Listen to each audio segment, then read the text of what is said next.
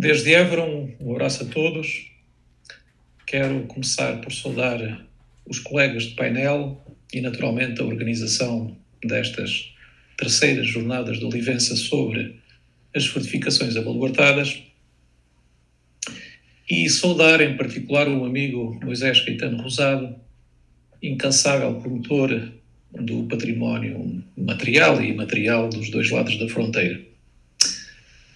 E também queria vos dizer que é um privilégio poder integrar este painel de conferencistas, sobretudo para quem, como eu, não é propriamente desta disciplina de estudo.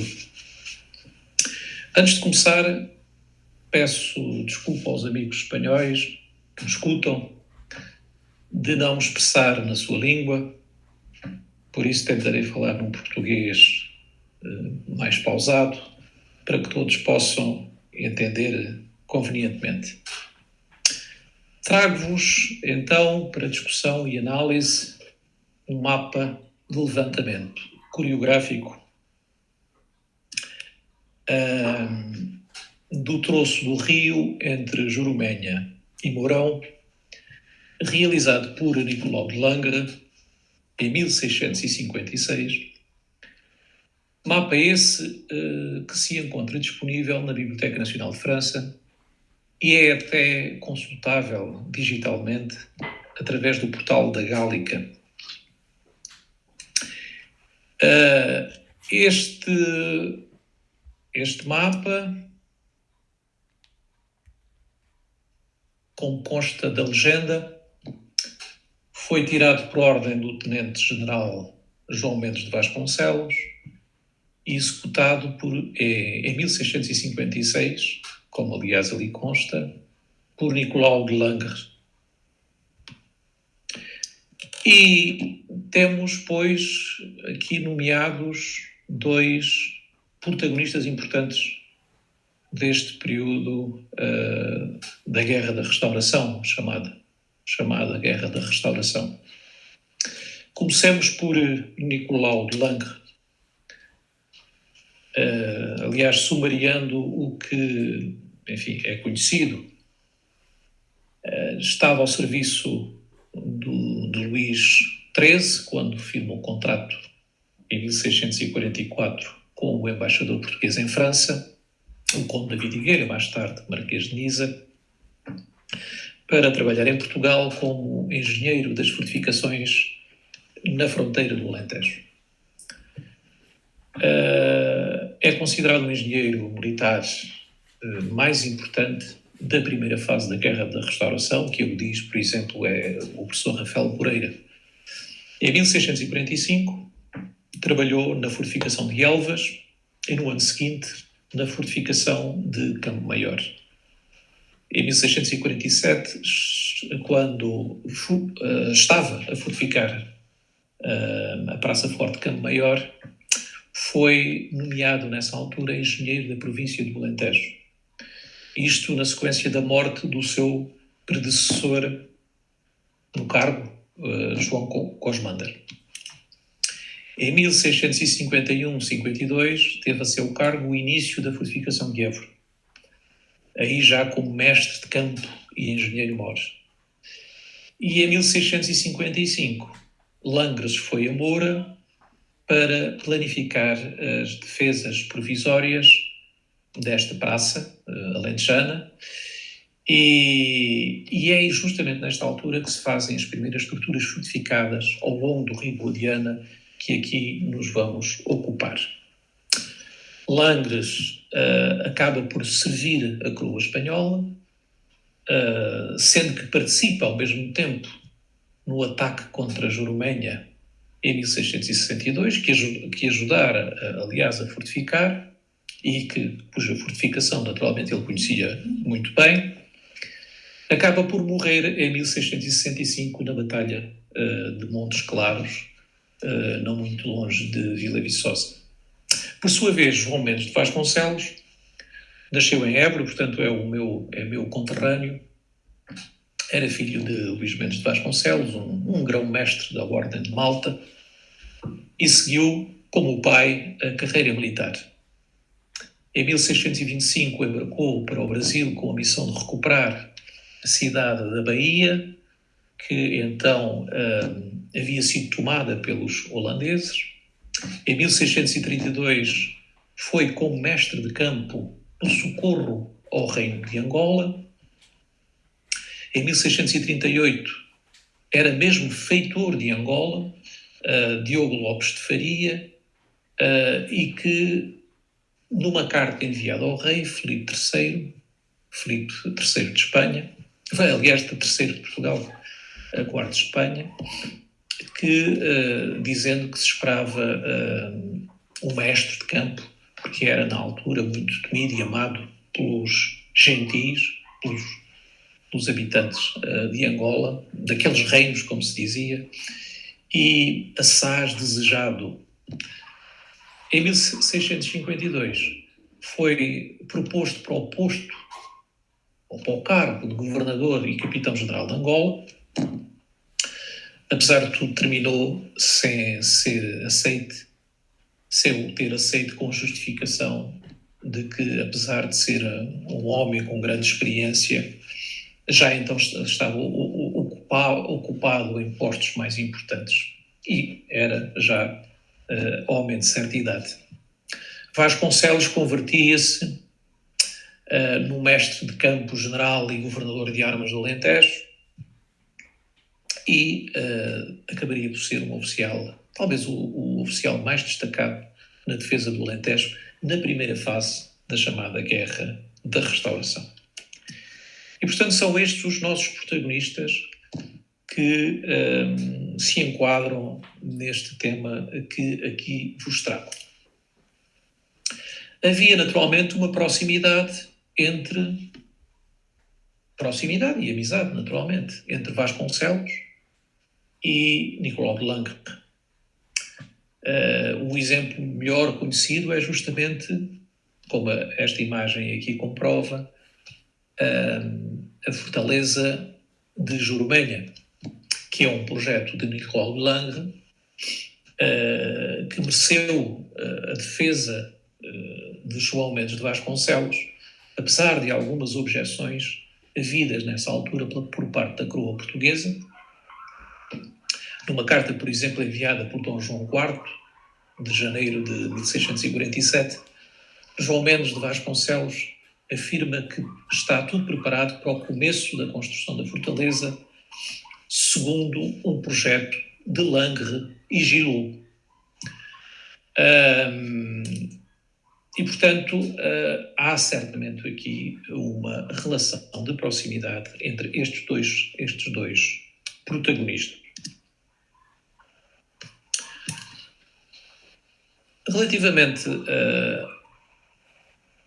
ao rigor cartográfico da planta de Langres, mostra-nos este quadro comparativo, ou o ensaio comparativo, entre a planta que Langres levantou e a atual cartografia militar, que existe naturalmente uma diferença substancial, sobretudo na notória diferença de traçado do rio. Naturalmente fruto da instrumentação, do conhecimento topográfico e das circunstâncias operacionais então disponíveis naquela época. Mas não tenhamos dúvidas de que a observação feita no terreno é rigorosa, no sentido em que é feita in loco. A comparação, por exemplo, do desenho da Várzea da Ordem junto a Jurumenha é muito evidente. Naturalmente pesa a alteração que o próprio rio faz deste território ao longo do tempo. A reforçar esta suspeita, note-se esta suspeita relativamente à qualidade do trabalho de Langres no terreno. Veja-se, por exemplo, a fidelidade ao elenco toponímico que temos aqui assim à nossa esquerda. Realmente todo este série de nomes relativos a portos, a Moinhos, e as Enhas, por exemplo, são muito fidedignas. Haveremos de voltar um pouco mais à frente para falar sobre este aspecto. Por outro lado, este mapa esclarece um dado que já se suspeitava e que tem a ver exatamente com uma certa permeabilidade do rio em relação a uma e outra margem. Mas antes, dizer-vos que, relativamente às convenções utilizadas por Langer, houve de facto uma preocupação de algum rigor gráfico, tipificando exatamente os conteúdos e, sobretudo, os elementos construtivos que ocorrem ao longo do rio. As azenhas, os moinhos, os portos associados naturalmente a moinhos, as atalaias, os lugares mais importantes e as pequenas aldeias. Portanto, repare-se que o mapa não dispensa exatamente esta convenção gráfica para melhor compreensão da componente informativa do mapa, reforçando, de facto, a qualidade da observação no próprio terreno. E agora sim, a importância estratégica do rio Guadiano, entre Jurumenha e Mourão, e que estava a dar conta exatamente da permeabilidade, de alguma facilidade de trânsito entre as duas margens. Evidentemente que estes atravessamentos do rio coincidem com moinhos, usando as represas que estes utilizavam para melhor aproveitamento da água e até, em certas circunstâncias, como estruturas para a pesca de peixe do rio. Claro está que este atravessamento só era possível nos meses mais secos do ano, naturalmente. Ao todo, contabilizam-se cerca de 25 portos de atravessamento do rio, o que não deixa de ser, apesar de tudo, bastante significativo. Todavia, o mais importante deste levantamento de Nicolau de Langres são, efetivamente, as estruturas militares, as velhas atalaias medievais e o reforço do equipamento abaluartado, excluindo as da defesa do território oliventino, que aqui também se representam. São pelo menos 9 as atalaias que se relacionam com a defesa do rio entre Jurumenha e Mourão. E por falar nestas estruturas, nestas atalaias, falemos então da tipologia, que, grosso modo, são estruturas permanentes para observação e controle do território, construídas naturalmente em sítios dominantes de boa visibilidade para a paisagem circundante. Mas note-se que, por exemplo, no livro de variações do município de Elvas, do ano 1655-56, se diz a dado passo o seguinte, e cito: acordaram que, em razão do desenho feito por Nicolau de Langres, atrás escrito, para o efeito de se fazer a atalaia na defesa da Almeida, Santa Eulália. E a atalaia se fará na forma do rascunho, isto é, no debuxo, do dito Nicolau de Langres, que será na forma e conformidade que nela se possa recolher gado e cavalos e o mais que for necessário. Ou seja, tal como a atalaia de São Pedro, perto do Guela, ou a Torre do Baldio, na zona de Ronchas, Estas atalaias eram estruturas militares que serviam também para albergar temporariamente pessoas, equipamentos militares e animais. Vejamos agora o conjunto de atalaias do rio Guadiana antes do enchimento da Albufeira do Alqueva, isto tendo em consideração o trabalho de levantamento arqueológico promovido pela EDIA. No total são 24 estruturas, 2 das quais desaparecidas. 6 delas foram construídas de raiz durante a Guerra da Restauração. E vejamos, então, algumas das mais significativas. Começando, por exemplo, por São Ildefonso, que é uma das estruturas troncocónicas, e, portanto, comprometidas justamente com esta fase da Guerra da Restauração. Ou 2 diferentes, uma de planta quadrangular, outra de planta circular, a choupana e a rainha.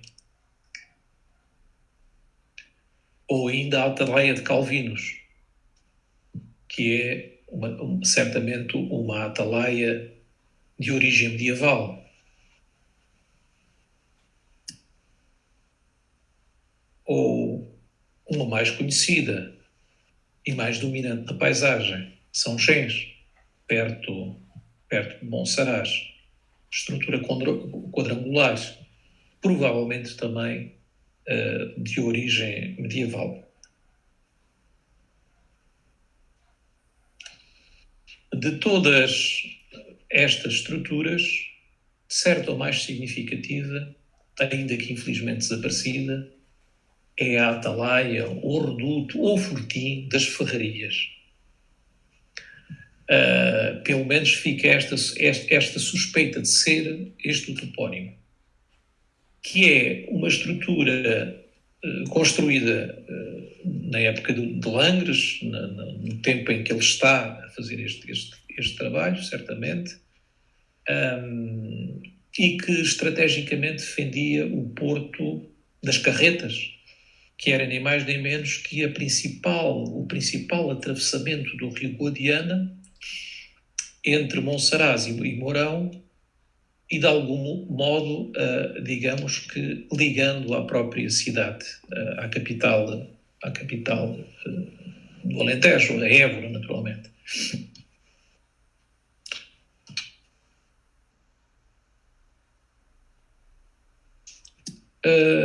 Enfim, nesta breve passagem e análise pelo mapa de 1665 do Nicolau de Langres, naturalmente teremos que fazer esta conclusão,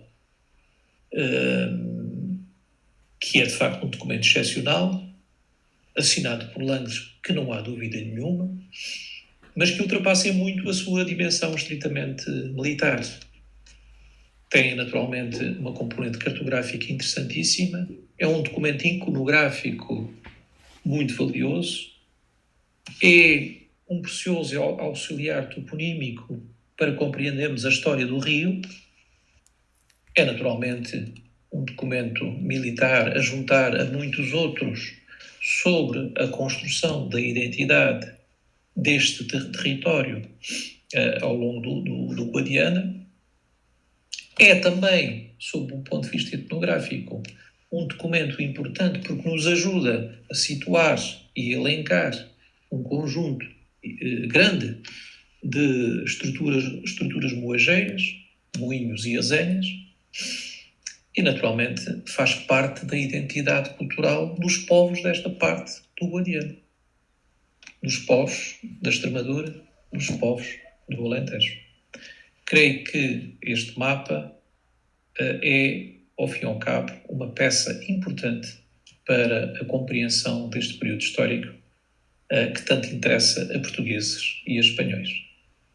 E agradeço a atenção e o convite, e Aqui fica um muito obrigado e graças.